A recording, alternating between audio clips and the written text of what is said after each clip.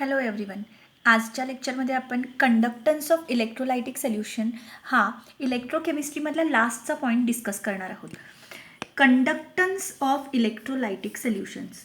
सगळ्यात महत्त्वाचं म्हणजे काय, इलेक्ट्रोलायटिक सोल्युशन्स म्हणजे काय, तर इलेक्ट्रोलाइटचं सोल्युशन. इलेक्ट्रोलाइट म्हणजे काय, असा सबस्टन्स जो दोन प्रकारच्या आयन्समध्ये म्हणजेच पॉझिटिव्ह आणि निगेटिव्हली चार्ज आयनमध्ये कन्वर्ट होऊ शकतो. त्याला आपण काय म्हणतो, इलेक्ट्रोलाइट. आणि त्या इलेक्ट्रोलाइटचं जे सोल्युशन असतं त्याच्या कंडक्टन्सविषयी आपण आज डिस्कस करणार आहोत. ठीक आहे. So basically we are going to discuss about electrolytic conductors. There are basically two types of conductors. Here I have shown electronic conductors and electrolytic conductors. Then what is the difference between electronic conductors and electrolytic conductors? तर बाळांनो, सगळ्यात महत्त्वाची गोष्ट electronic conductors म्हणजे काय आहे बघा.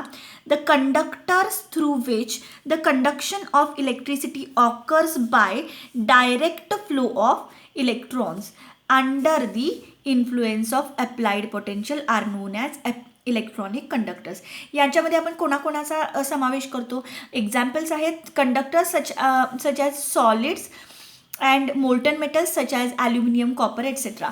म्हणजे आपण डायरेक्ट इलेक्ट्रॉन्सचा फ्लो एखाद्या मटेरियलमधून होत असेल तर आपण त्या मटेरियलला काय म्हणू शकतो, कंडक्टर म्हणू शकतो. आणि तो पण कोणत्या प्रकारचा कंडक्टर, इलेक्ट्रॉनिक कंडक्टर. कारण त्याच्यामध्ये इलेक्ट्रिसिटी जी आहे ती कशामुळे फ्लो होणार आहे, due to the flow of electrons. ठीक आहे. म्हणजे सगळे जे मेटल्स आहेत, चांगले मेटल्स, हे इलेक्ट्रॉनिक कंडक्टर्समध्ये आपण कन्सिडर करू शकतो. For example day to day लाईफमध्ये आपण ज्या वायर्स बघतो, केबल्स बघतो, ज्याच्या आतमध्ये कॉपरच्या वायर्स असतात, तर त्या कॉपरच्या वायर्स ही काय आहे, इलेक्ट्रॉनिक कंडक्टरचं बेस्ट एक्झाम्पल आहे. ओके.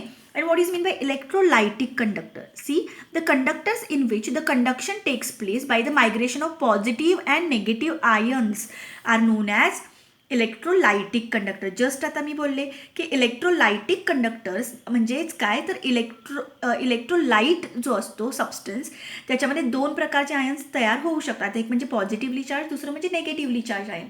तर जो सबस्टन्स अशा दोन प्रकारच्या आयनमध्ये कन्वर्ट होतो आणि आयन्सच्या मुवमेंटमुळे अशा सबस्टन्स थ्रू इलेक्ट्रिसिटी काय होऊ शकते, फ्लो होऊ शकते, अशा कंडक्टरला आपण काय म्हणतो, इलेक्ट्रोलायटिक कंडक्टर. तर इलेक्ट्रोलायटिक कंडक्टर्समध्ये सगळ्या सॉल्ट्सना आपण काय करू शकतो, कन्सिडर करू शकतो.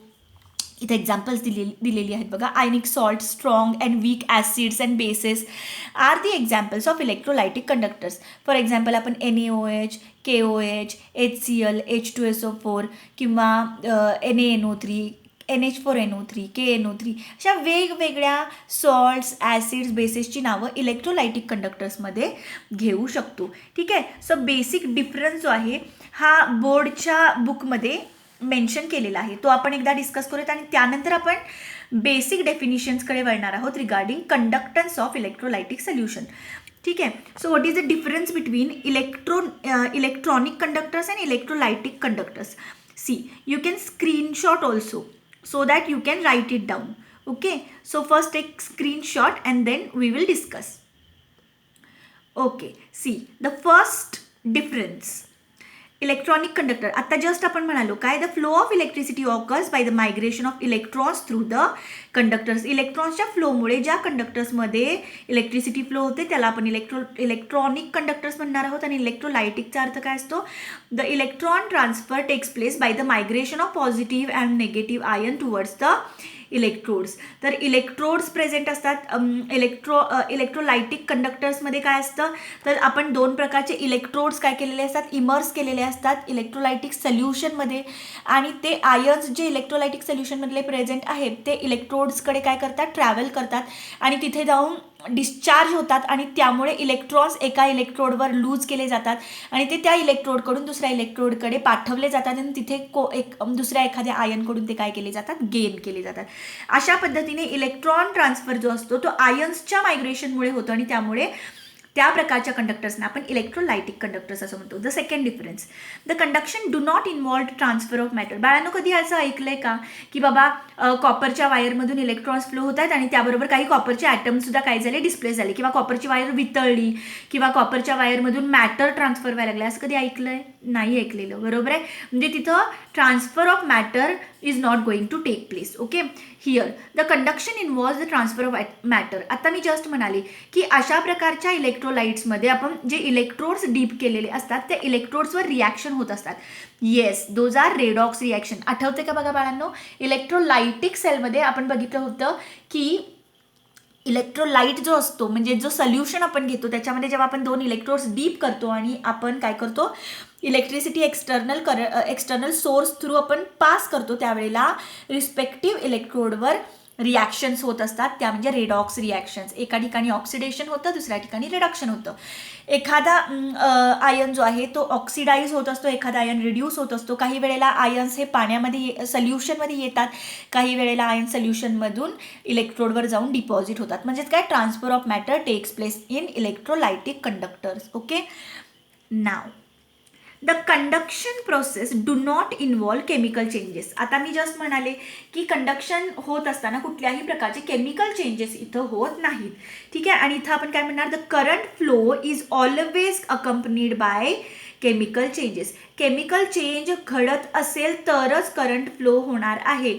जर तिथं रिॲक्शन्स घडत नसतील, केमिकल चेंजेस होत नसतील तर करंट फ्लो होणार नाहीये.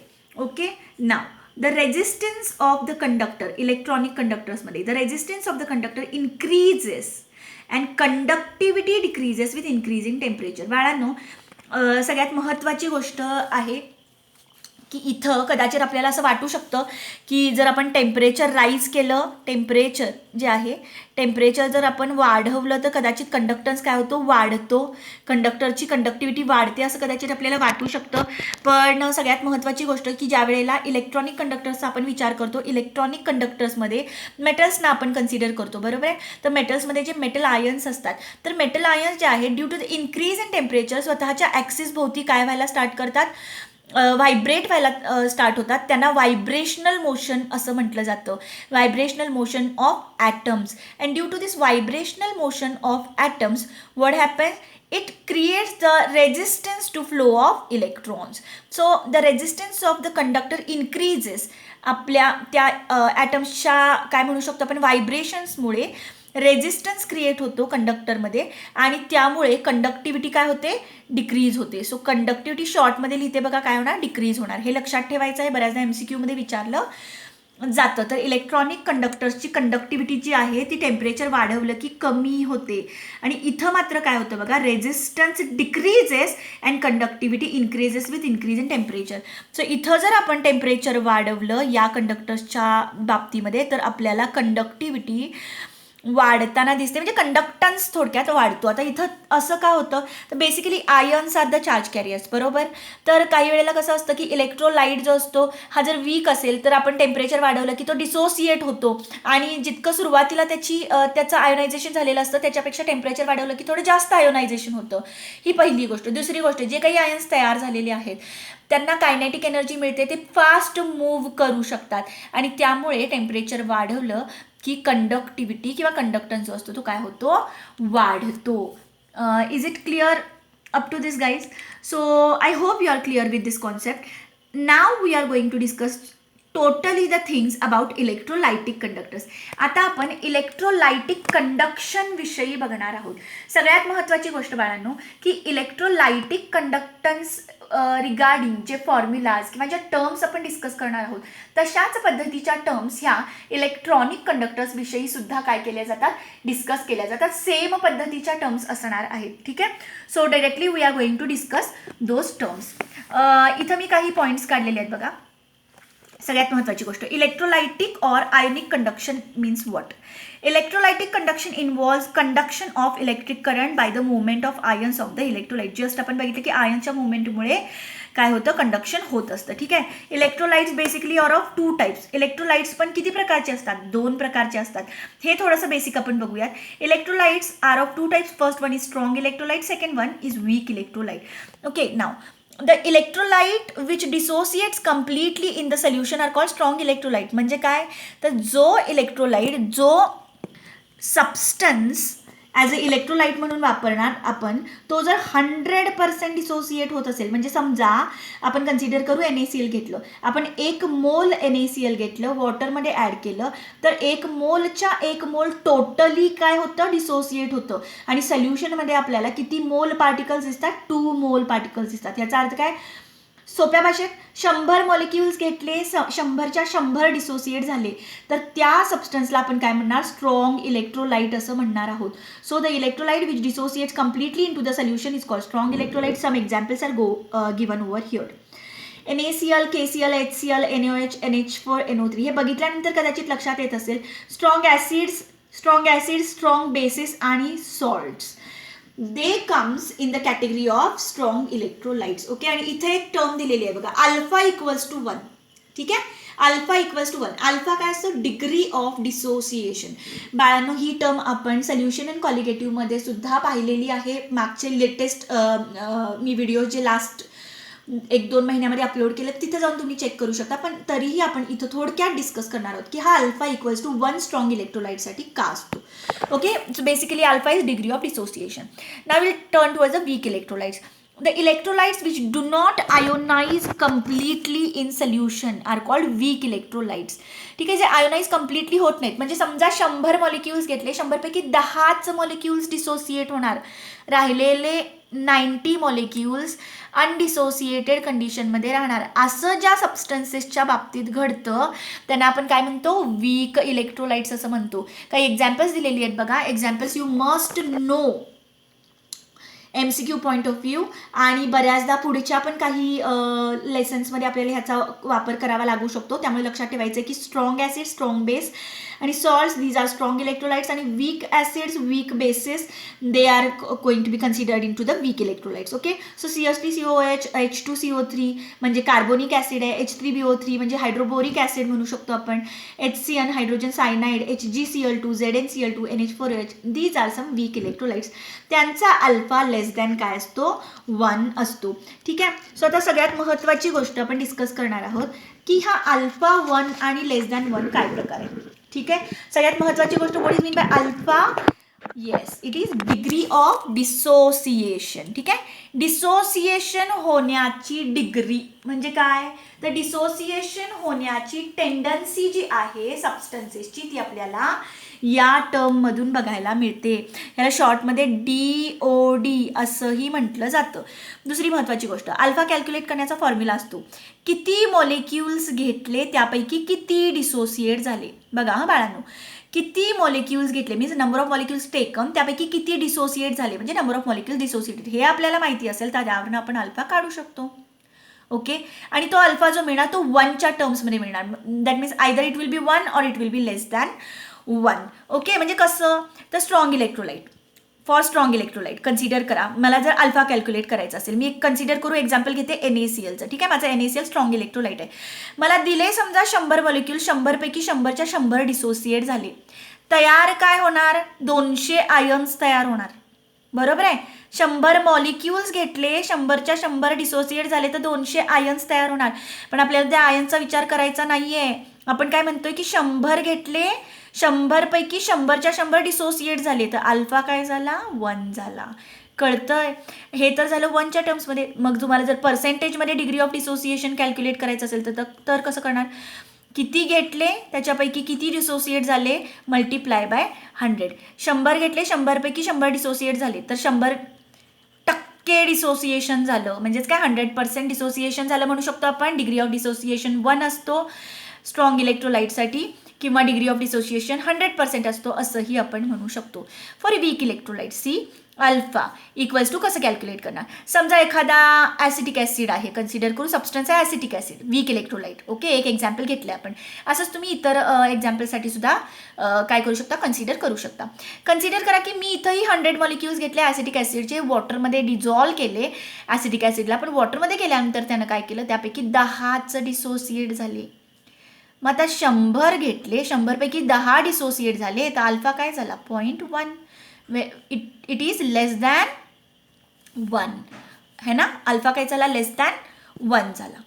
सो सगळ्यात महत्त्वाची गोष्ट की अल्फा कधीही 1 किंवा 1पेक्षा जास्त असत नाही वीक इलेक्ट्रोलाइटसाठी. अल्फाची मॅक्सिमम व्हॅल्यू 1 असू शकते आणि मिनिमम व्हॅल्यू जी असते ती 1पेक्षा कितीही असू शकते वीक इलेक्ट्रोलाइटसाठी. सो पर्सेंटेजमध्ये कॅल्क्युलेट करायचं असेल तर कसं करणार, 100 घेतले, 100पैकी 10 डिसोसिएट झाले तर 100 आउट ऑफ किती 10% है ना. किंवा असं कन्सिडर करा 100 मॉलिक्युल्स घेतले त्यापैकी 20 डिसोसिएट झाले तर 100 आउट ऑफ हाऊ मच 20%. येते लक्षात. सो हा आहे बेस तुमच्या डिग्री ऑफ डिसोसिएशनचा. तर आपण बेसिकली आत्ता पहिल्या पार्टमध्ये काय डिस्कस केलं की त्याच्यामध्ये आपण बघितलं की इलेक्ट्रोलाइट्स म्हणजे काय असतात, इलेक्ट्रोलाइटिक कंडक्शन काय प्रकार असतो, त्याच्यामध्ये मॅटरचा ट्रान्सफर होत असतो आणि आयन्सच्या मायग्रेशन थ्रू इलेक्ट्रॉन्स काय होत असतात, फ्लो होत असतात आणि त्यामुळे इलेक्ट्रिसिटी काय होत असते, फ्लो होत असते basically due to migration of ions है ना. तर आपण आता पुढच्या भागामध्ये म्हणजेच काय पुढच्या काही महत्त्वाच्या टर्म्स डिस्कस करणार आहोत रिगार्डिंग द इलेक्ट्रोलाइटिक कंडक्टन्स. तर बाळांनो सगळ्यात महत्त्वाची गोष्ट कंडक्टन्स जो आहे फिजिक्समध्येही कदाचित तुम्ही पाहिलं असेल की कंडक्टन्स जो आहे जी या लेटरनी डिनोट केला जातो. So the power of electrolytes to conduct electric current is termed as conductance. इलेक्ट्रोलाइटची इलेक्ट्रिक करंट कंडक्ट करण्याची कपॅसिटी त्याला काय म्हटलं जातं, कंडक्टन्स. आणि जितका डिस्टर्बन्स कमी, जितका रेझिस्टन्स कमी तितका कंडक्टन्स जास्त, हे आपण ऐकलेलं आहे. बरोबर आहे. फिजिक्समध्येही आपण ऐकलेलं आहे की जितका रेझिस्टन्स कमी तितका कंडक्टन्स जास्त असतो. बरोबर आहे. So conductance is inverse of resistance. मग मला सगळ्यात महत्त्वाची गोष्ट सांगा बाळांनो की रेझिस्टन्सचा युनिट काय असतं, ओहम. बरोबर आहे. रेझिस्टन्सचं युनिट असतं ओहम किंवा हे असं लिहिलं जातं ओहम. इथे दाखवते ओहम. बऱ्याच जणांना माहिती नसतं म्हणून मी इथं शॉर्टमध्ये देते. हे आहे ओहम किंवा तुम्ही फक्त ओहम लिहू शकता. ठीक आहे. तर बाळांनो बघा इथं ओहमला इन्व्हर्स केलं आहे. ओहम रेज टू -1 लिहिलं म्हणजे काय, ओहम इन्व्हर्स. असं मी का लिहिलं, युनिट हे कुणाचं आहे, कंडक्टन्सचं आहे. रेझिस्टन्सचं युनिट आहे ओहम, तर ऑब्व्हियसली कंडक्टन्सचं युनिट काय असणार, ओहम इन्व्हर्स. त्यालाच आणखीन एक युनिट दिलेलं आहे सायमेन किंवा सिमेन म्हणू शकता तुम्ही. आणि आणखीन काही युनिट्स इथं आपल्याला बुकमध्ये दिलेली आहेत. तर ही जी काही युनिट्स आहेत SI सिस्टीममध्ये आपल्याला सायमेन किंवा सिमेन्स असं युनिट बघायला मिळतं. Okay. And these are some other units which are also in SI system. तर इथं कसं दिलं आहे बघा, इथं वोल्ट इनव्हर्स ॲम्पियर असं दिलं आहे बाळांनो. बघा वोल्ट, हे V फॉर वोल्ट आहे बरं का, वोल्ट इनव्हर्स ॲम्पियर. तर हे युनिट कुठून आलं, सगळ्यांना माहिती आहे फिजिक्समध्ये आपण डिस्कस केलं की R इक्वल्स टू काय असतं, V/I. रेझिस्टन्स इक्वल्स टू काय असतं, potential difference upon current in ampere. Potential difference कशामध्ये असतो, वोल्टमध्ये असतो. बरोबर आहे. आणि करंट कशामध्ये असतो, ॲम्पियरमध्ये असतो. पोटेन्शियल डिफरन्स वोल्टमध्ये असणार, करंट ॲम्पियरमध्ये असणार. करंट असतो तो ॲम्पियरमध्ये असतो. म्हणून हे जर मी इथं म्हणजे यांचे युनिट जर मी इथं पुटअप केले तर वोल्टचा इन्व्हर्स होणार आणि ॲम्पियर ॲज इट इज राहणार. जे डिनॉमिनेटरला असतं ते वर येणार. सो वोल्ट पर वोल्ट ॲम्पियर असंही म्हणू शकतो. इथं आणखीन एक युनिट दिलं बघा, coulomb volt inverse second inverse. ठीक आहे. Coulomb volt inverse second inverse. आता हे जे युनिट आहे हे कसं आलं, हे जे युनिट आहे हे कसं आलं, सगळ्यात महत्त्वाची गोष्ट बाळांनो की हे जे काही कुलोम आहे, कुलोम इक्वल्स टू काय असतं, कुलोम इक्वल्स टू म्हणजे कुलोम चार्जचं युनिट आहे. चार्ज इक्वल्स टू काय असतं, I/T ना, करंट इंटू टाईम. सगळ्यांना माहिती आहे I/T. चार्ज इक्वल्स टू काय असतं, करंट इंटू टाईम. बरोबर आहे. मग करंट इंटू टाईम म्हणजेच काय, ॲम्पियर हे करंटचं युनिट आहे, टाईम हे सेकंड हे टाईमचं युनिट आहे. मग ए जो आहे बाळांनो, तो ए इक्वल्स टू काय येणार बघा, ए इक्वल्स टू काय येणार, कुलोम अपॉन सेकंड येणार. हो की नाही. ए इक्वल्स टू काय येणार, कुलोम अपॉन सेकंड. मग हे उचलून एची व्हॅल्यू इथं जर पुटअप केली, ही एची व्हॅल्यू इथं पुटअप केली तर आपल्याला काय मिळणार बघा, कुलोम वोल्ट इन्व्हर्स. सेकंड खाली आहे, सेकंड वर येणार, second inverse. Coulomb volt inverse second inverse. I hope you are clear about these units also. So try to try to derive these units also. They can be asked sometimes into the examination, but mostly these units are asked into the examination frequently. So now what is resistance? Resistance, it measures the obstruction to the flow of current. Means what? ऑब्स्ट्रक्शनचा अर्थ काय असतो? अडथळा. Current flow होण्यामध्ये जो अडथळा होत असतो त्या अडथळ्याला आपण काय म्हणतो? रेजिस्टन्स असं म्हणतो. त्या रेजिस्टन्सची पण एक व्हॅल्यू असते. So it measures the obstruction to the flow of current. असं रेजिस्टन्सचं आपल्याला काय दिलेलं आहे? डेफिनिशन दिलेली आहे. डेफिनिशन तशी पाठ करायची काय आवश्यकता नाही आहे. फिजिक्समध्ये जी असेल ती तुम्ही पाठ करू शकता, because that is going to be asked in to the examination in physics. केमिस्ट्रीमध्ये आपल्याला याची आवश्यकता नाही आहे, पण माहिती असावं म्हणून सांगितलं. ठीक आहे. नाव रेजिस्टन्स ऑफ द इलेक्ट्रोलाइट. आपण कोणाच्या कंडक्टन्स विषयी डिस्कस करायला लागलोय? इलेक्ट्रोलाइटच्या. मग कोणाच्या रेजिस्टन्स विषयी डिस्कस करणार? ऑब्व्हियसली इलेक्ट्रोलाइटच्या. सो इलेक्ट्रोलाइटचा रेजिस्टन्स कशावर डिपेंड करणार? तर बाळांनो, सगळ्यात महत्त्वाची गोष्ट, इलेक्ट्रोलाइटचा जो रेजिस्टन्स असतो म्हणजेच काय? तर त्या इलेक्ट्रोलाइटमध्ये प्रेझेंट असणारे जे आयन्स असतात त्यांचा रेजिस्टन्स, त्याविषयी आपण डिस्कस करायला लागलोय. तर तो कशावर डिपेंड असणार? Length between two electrodes and area of cross section of the electrode. बाळांनो बघा, जितका एरिया ऑफ क्रॉस सेक्शन मोठा तितका रेजिस्टन्स कमी. जितका एरिया ऑफ क्रॉस सेक्शन मोठा तितका रेजिस्टन्स कमी. कसं काय? तर एरिया जितका मोठा तितके आयन्स जे आहेत, समजा इथं Na+ आहे, इथं Cl- आयन्स या असे सोल्युशनमध्ये प्रेझेंट आहेत. तर Na+Cl- आयन रिस्पेक्टिव्ह इलेक्ट्रोडकडे इझिली ट्रॅव्हल करू शकणार ना. एरिया जर मोठा असेल तर ते नंबर ऑफ आयन्स जाऊन इझिली काय करू शकतात? त्या आपल्या इलेक्ट्रोडवर जाऊन डिस्चार्ज होऊ शकतात आणि कंडक्टिव्हिटी आपल्याला जास्त मिळणार, करंट जास्त फ्लो होणार. बरोबर आहे. मग त्याच्याऐवजी जर एखादा किरकोळ इलेक्ट्रोड असेल तर ते Na+ आयन्स त्यांना शोधत राहणार. म्हणजे गंमत करून सांगते मी की अगदी शब्दशः घेऊ नका. तर जितका सरफेस एरिया जास्त असेल तितकी कंडक्टिव्हिटी काय असती? जास्त असती. म्हणजेच रेजिस्टन्स कमी असतो, कंडक्टन्स वाढणार. बरोबर आहे. So resistance is universally proportional to area of cross section. जितका तो कमी तितका रेजिस्टन्स जास्त, जितका जास्त तितका रेजिस्टन्स कमी. ओके. अँड नाव लेंथ बिटवीन टू इलेक्ट्रोड्स. एलचा अर्थ काय असतो? Length between two electrodes. L length. तर बाळांनो, या दोन इलेक्ट्रोडमध्ये समजा लेंथ जास्त आहे, त्यांच्यामधलं अंतर जास्त आहे कन्सिडर करा. तर काय होणार? आयन शोधत बसणार ना इलेक्ट्रोड्सला. तेच जर अंतर कमी असेल, अंतर जास्त असेल तर इलेक्ट्रोड्स पर्यंत पोहोचताना सुद्धा आयन्स एकमेकावर धडकणार, अंतर जास्त असेल तर. बरोबर आहे. म्हणजे जितका अंतर जास्त तितका रेजिस्टन्स जास्त. म्हणजे जितकी लेंथ बिटवीन द इलेक्ट्रोड जास्त तितका रेजिस्टन्स जास्त असतो. येतंय लक्षात? सो इथं मी काय केलं बघा, प्रोपोर्शनॅलिटी साईन काढून टाकण्यासाठी आपण प्रोपोर्शनॅलिटी साईन काढून टाकलं आणि आपण इक्वॅलिटी साईन इंट्रोड्यूस केलं. सो त्यामुळे इथे काय आला? कॉन्स्टंट आला. So R = rho into L/A. Rho is a constant and which is also called resistivity of it, और it is also called specific resistance. ठीक आहे. तर रो काय असतो? स्पेसिफिक रेजिस्टन्स असतो. आता हे जे रो आहे, रो = काय होणार बघा बाळांनो? R × A/L. तर बाळांनो, हा फॉर्म्युला लक्षात ठेवण्याचा प्रयत्न करा.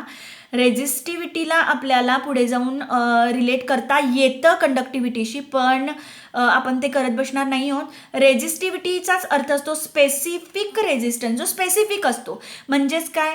तर आपण असं म्हणू शकतो की लेंथ जी असते, म्हणजे दोन इलेक्ट्रोड्सच्या मधली लेंथ जर 1 सेंटीमीटर असेल आणि इलेक्ट्रोडचा एरिया जर दोन्हीचा 1 सेंटीमीटर² असेल, तर अशा दोन इलेक्ट्रोड्स मधल्या ह्यामध्ये जे प्रेझेंट असणारं सोल्युशन असतं ना, तर त्याचा रेजिस्टन्स म्हणजे काय असतो?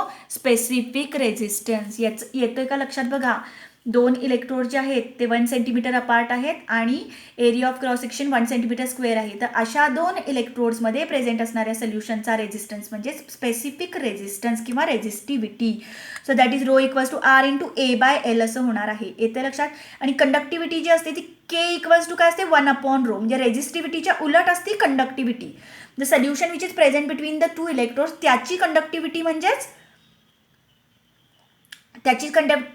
म्हणजे स्पेसिफिक कंडक्टिव्हिटी किंवा specific conductance. That is inverse of specific resistance. तर आपल्याला त्याला रिलेट नाही करायचं, आपण पुढे आणखीन वेगळ्या पद्धतीने रिलेशन बघणार आहोत. पण इथं हे जर कळत असेल तर थोडंसं लिहून घेण्याचा प्रयत्न करायचा आहे, लक्षात ठेवण्याचा प्रयत्न करायचा. फॉर्म्युलाज इम्पॉर्टंट आहेत. So resistance is directly proportional to length between two electrodes and area of cross section. I hope you are getting the concept slowly, right? So हळूहळू कळेल, काही घाबरण्याची आवश्यकता नाही आहे. सगळ्यात महत्त्वाची गोष्ट. Next we are going to discuss about the conductance. आता बाळांनो सांगा, मग रेजिस्टन्स जर लेंथला डायरेक्टली प्रपोर्शनल आहे आणि एरिया ऑफ क्रॉस सेक्शनला इन्व्हर्सली प्रपोर्शनल आहे, तर जी त्याच्याबरोबर उलट असणार ना. आपण काय म्हणालो की जी इक्वल्स टू 1/r. बरोबर आहे. जी इक्वल्स टू काय असतं 1/r.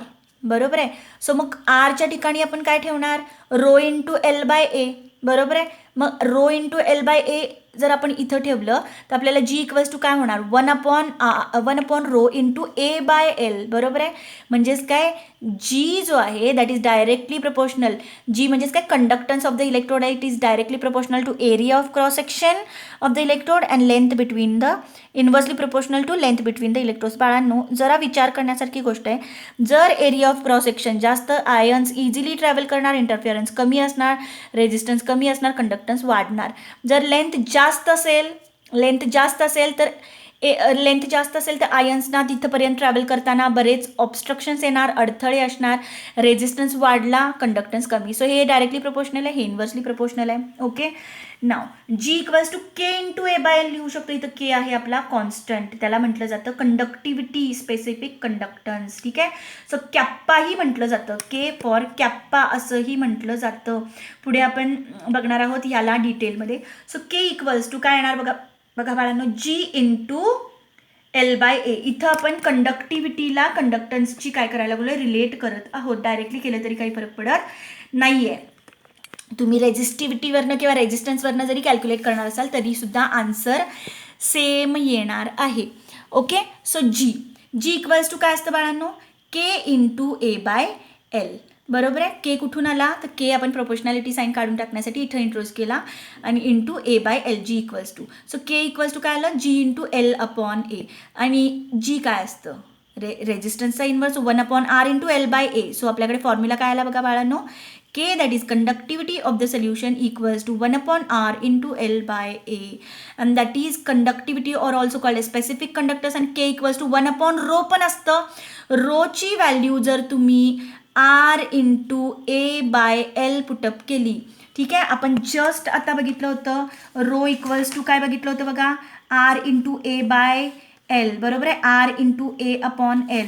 तर ती जर इथं पुटअप केली तर बरोबर कंडक्टिव्हिटीचा सेम फॉर्म्युला आपल्याला मिळणार आहे, जो आपण इथून काढला आहे.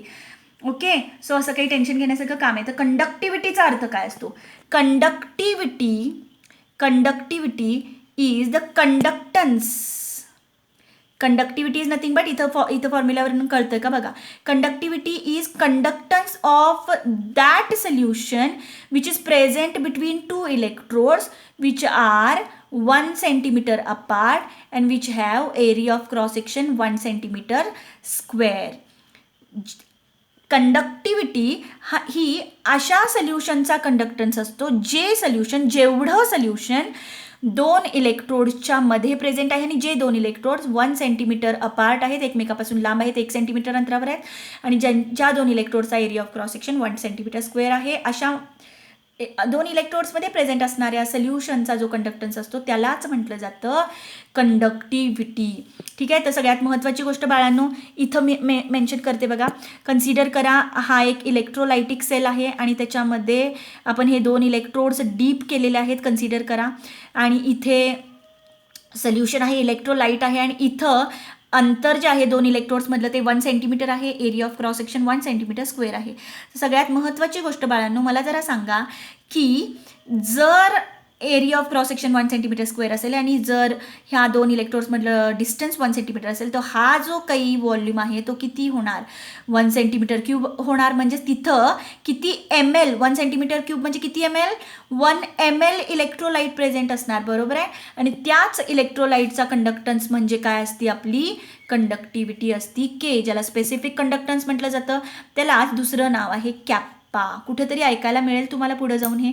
I hope you are getting these fundamental concepts of electrolytic solutions, conductance of electrolytic solutions, right? In the next video we are going to discuss some more important points regarding conductivity of electrolytes. Thank you very much.